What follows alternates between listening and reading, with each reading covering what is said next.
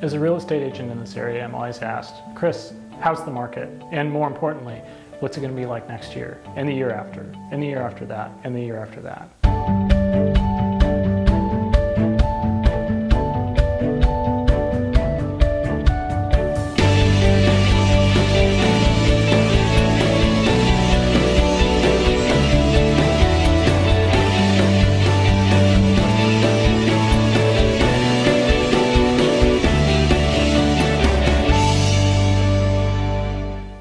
2014 has been a fantastic year in Silicon Valley real estate, not just in Woodside, but in the surrounding communities as well.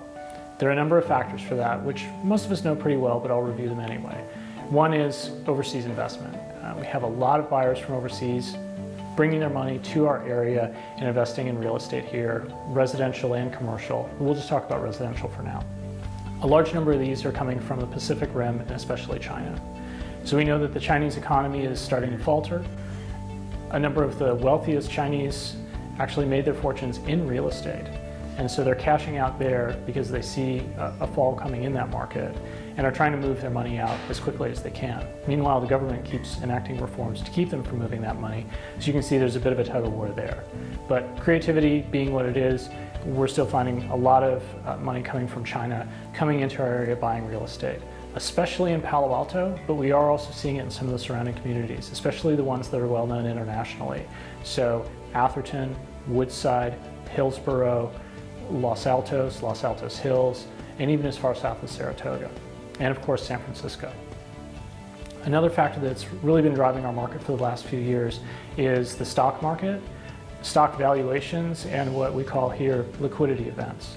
That's a benefit from an IPO, an acquisition, some sort of liquefying of stock assets, which then either become cash, or in many cases, especially with some of the recent IPOs, shareholders can, even before those shares become available for sale on the open market, there are companies that will buy those shares at a discount off of their perceived value and give you cash in return, which in many cases people use to buy houses. In some cases, really amazing houses.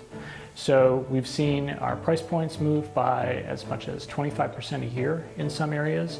In Woodside the last couple of years, it's been, the median has been moving in the 10 to 15% range depending on price point. But we've had a couple of really noteworthy sales.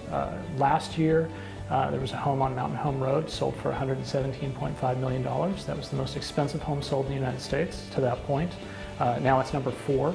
It's been beaten by 2 homes down in LA and the Copper Beach Resort on Cape Cod. One of the homes in LA actually hasn't sold, it's just currently on the market at $195 million. We've also seen though what we call the mid-tier here, so that's kind of the $5 to $15 million homes. And then what I consider kind of more mainstream homes is the $2 to $5 million market. That market's been moving very, very aggressively. A lot of people buying into that market and much more demand than supply. And then there's entry level, so that's under $2 million. That's for those of us who have jobs, work for a living, and maybe don't have a huge stock fund bolstering us. And so people in that price point are really looking for access to those premium markets or premium locations. And so that's where we've seen a lot of movement in the Glens and Emerald Hills in Woodside, parts of Palo Alto and Menlo Park as well.